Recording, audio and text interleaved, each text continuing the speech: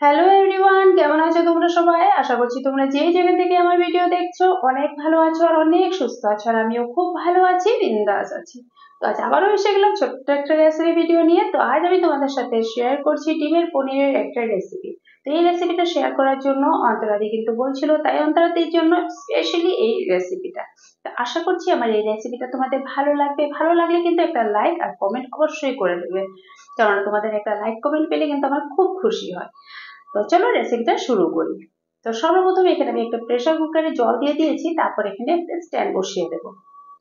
তারপর একটা স্টিলের পাত্রতে আগে থেকে আমি একটু তেল মাখিয়ে নিয়েছিলাম, এখানে 1 চামচ আটা বা ময়দা যেটা খুশি দিয়ে চারদিকে ছড়িয়ে এটাকে আমি এবার একটু সাইডে রেখে দেবো। আরেকটা পাত্রতে এখানে আমি নিয়েছি 2 চামচ বেসন আর 1 চামচ কর্নফ্লাওয়ার। এখানে একটু জল দিয়ে ভালো করে একটা ব্যাটার রেডি করে নেব। আর এখানে আমি একটা কাঁচা লঙ্কা, 2টা কাঁচা লঙ্কা কেটে দিচ্ছি। তোমরা যদি চাও কাঁচা লঙ্কাটা কিন্তু তোমরা স্কিপ করতে পারো, নাও দিতে পারো। আর আমি এখানে কাঁচা লঙ্কাটা দিয়েছি, আর দেবো একটু গোলমরিচের গুঁড়া, আর দেবো স্বাদ অনুযায়ী নুন। তারপর আর একটু জল দেবো, একটু জল 1 চামচের মতন জল দিয়ে ভালো করে একটা ব্যাটার করব। ব্যাটার করে এটাকে সাইডে রেখে দেবো। যেহেতু করবো ডিমের পনির, ডিমটা তো লাগবেই। তো আজ আমি 5টা ডিম নিয়েছি। তো ডিমের কম বেশিটা তোমরা তোমাদের হিসাব মতন করে নিতে পারো, কম দিলেও হয় বেশি দিলেও হয়। তো এই যে ব্যাটারটা করে রেখেছিলাম সেখানে আমি ডিমটা ঢেলে দিয়েছি। এবার ভালো করে এটাকে মিশিয়ে নেবো, খুব ভালো করে কিন্তু অনেক সময় ধরে এটাকে মেশাতে হবে। এবার যে একটা পাত্রতে আগে থেকে আমি একটু আটা ময়দা দিয়ে মিশিয়ে রেখেছিলাম তেল দিয়ে, সেখানে এটাকে ঢেলে দেবো। মানে যে পাত্রতে তোমরা ভাববে যে এটা ভাপে দিতে সুবিধা হবে তোমাদের খুশি মতন, এটা আমার সুবিধা অনুযায়ী আমি করেছি, তোমরা তোমাদের সুবিধা অনুযায়ী তোমরা করে নেবে। এবার গ্যাসের ফ্লেমটা হাই করে দেবো আর এটাকে একটু ঢেকে রেখে দেবো। 8 থেকে 10 মিনিটের মধ্যে কিন্তু এটা সুন্দর পনিরটা রেডি হয়ে যাবে। এবার এখানে আমি পেঁয়াজ কেটে নিয়েছি, আর নিয়েছি এখানে লং এলাচ, দারচিনি, রসুন, আদা আর পেঁয়াজ। এটা একটা পেস্ট রেডি করে নেব। আর এটা আজকে আমার হাজবেন্ড বলেছে মাটনের লিভারের মতন, মানে মাটনের লিভারের মতন লাগে খেতে, তাই তুমি আজকে এরকমই বানাও, মাটনের লিভারটা যেভাবে বানাবো ঠিক সেভাবে বানাও। তাই আমি এখানে লং এলাচ, দারচিনি, আদা, রসুন, পেঁয়াজটা চায়ের মধ্যে দিয়ে দিলাম। এখানে 2 চামচ লঙ্কার গুঁড়ো আর 2 চামচ জিরের গুঁড়ো দিয়ে দিলাম। দিয়ে এখানে আমি একটু জল দেবো, জল দিয়ে এটাকে একটা ফাইন পেস্ট রেডি করে নেব। আর এই রান্নাটা তোমরা তোমাদের খুশি মতো কিন্তু রান্না করতে পারো। তো এখানে দেখো, এখানে পেস্টটা রেডি হয়ে গেছে। তো আমি এখানে পেঁয়াজের সাথে একটা টমেটো কেটে নিয়েছিলাম। এবার এটা চেক করে নিই হয়েছে কিনা। এটা একদম 10 মিনিট কিন্তু হয়নি, ধরো 8 থেকে 9 মিনিটের মতন হয়েছিল, কিন্তু এটা সম্পূর্ণ আমার রেডি হয়ে গেছে। একদম একটু ঠান্ডা করে নেব, ঠান্ডা করে তারপর এটা সাইডটা এই যে একটা ছুরি দিয়ে এরকম, মানে যেভাবে আমরা কেক বানালে পরে যেভাবে আমরা কেকটা বের করি ঠিক সেরকম ভাবে এটাকে আহ বের করতে হবে। এবার একটা প্লেট দিয়ে উপর থেকে এরকম একটু টপ টপ করলেই কিন্তু একদম ইজিলি বের হয়ে যায়। এই যে দেখেছো একটুকু দাগ লেগে নি, খুব সুন্দর হয়েছে। আর এই পনিরটা যখন রেডি হয়ে যাবে, সম্পূর্ণ রান্নাটা তোমাদের উপর নির্ভর করে তোমরা কিভাবে বানাতে চাও। এটাকে শস্য বাটা দিয়েও করতে পারো, পোস্ত বাটা দিয়েও করতে পারো, বা যেভাবে পনির তোমরা যেভাবে রান্না করো ঠিক সেভাবে করতে পারো।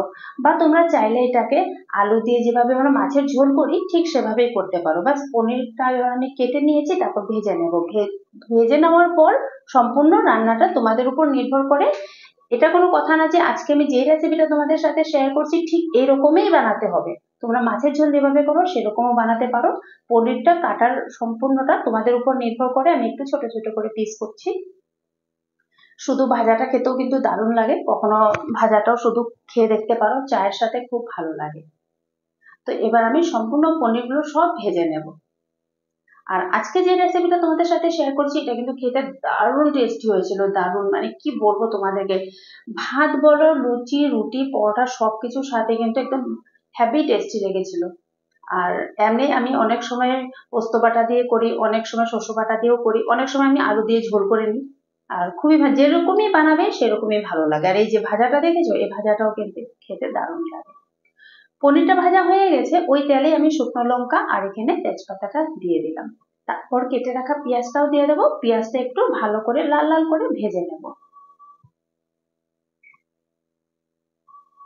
পেঁয়াজটা যখন একটু লাল লাল করে ভাজা হয়ে যাবে, তো কাঁচা লঙ্কা আর টমেটোটাও এখানে দিয়ে আবারও এটাকে একটু ভালো করে ভেজে নেব। এবার এখানে দিয়ে দেব স্বাদ অনুযায়ী নুন, পরিমাণ মতন হলুদের গুঁড়ো। তারপর আবারও এটাকে ভালো করে একটু ভেজে নেব। ভেজে নিয়ে তারপর যে মশলাটা রেডি করে রেখেছিলাম ওই মশলাটা সম্পূর্ণ এখানে দিয়ে ভালো করে মশলাটাকে আবারও কষিয়ে নেব। মশলাটাকে যত কষাবে রান্নাটা কিন্তু ততই টেস্টি হবে। পনিরটা দেওয়ার পর কিন্তু রান্নাটা আর বেশি সময় করতে হয় না। পনিরটা দেওয়ার পর রান্নাটা মোটামুটি অল্প সময়ের মধ্যেই হয়ে যায়, কিন্তু মশলাটা দেওয়ার পর মশলাটা কষানো খুব দরকার। যে কোনো রান্নাতে মশলাটা যত কষাবে ততই ভালো হবে।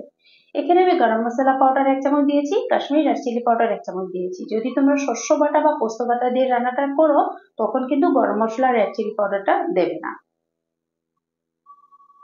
আর এখানে যে পনিরটা ভেজে রেখেছিলাম সেটাও দিয়ে দিলাম, দিয়ে ভালো করে মশলার সাথে পনিরটা এবার মিশিয়ে নেব। আর আমি এবার এখানে একটু টক দই ব্যবহার করব। আর এরকম যদি বানাও তবে কিন্তু টক দইটা অবশ্যই দেবে। একটু জল দিয়ে ভালো করে টক দইটা আমি গুলে নিয়েছি।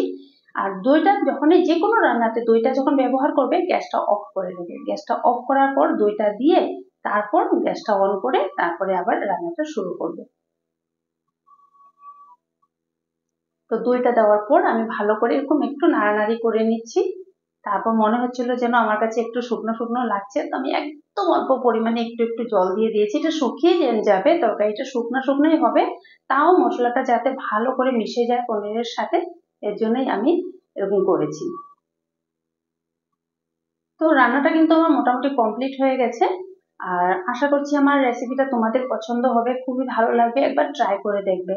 আর যদি তোমরা ভাবো যে কালকে এটা করব, তো ডিমের যে পনিরের যে প্রসেসটা দেখিয়েছিলাম সেটা তোমরা একদিন আগেও করে রাখতে পারো। যেভাবে ধরো আজকে সন্ধ্যাবেলা তোমরা করে রাখলে, করে তোমরা ফ্রিজে রেখে দিলে, কালকে তুমি ইজিলি সেটাকে বের করে পিস পিস করে কেটে তারপর তুমি রান্নাটা করতে পারো। তো রান্নাটা দেখো আমি তোমাদেরকে সামনে থেকে দেখিয়ে দিচ্ছি। আমার রান্নাটা পুরো কমপ্লিট হয়ে গেছে, খেতেও দারুণ টেস্ট হয়েছিল। আশা করছি তোমাদের আমার রেসিপিটা ভালো লাগবে। ভালো লাগলে কিন্তু একটা লাইক আর একটা কমেন্ট অবশ্যই করে দেবো। আর দেখা হচ্ছে নেক্সট কোনো ভিডিওতে আবার তোমাদের সাথে। তো সবাই ভালো থেকো, সুস্থ থেকো, tata bye bye and take care.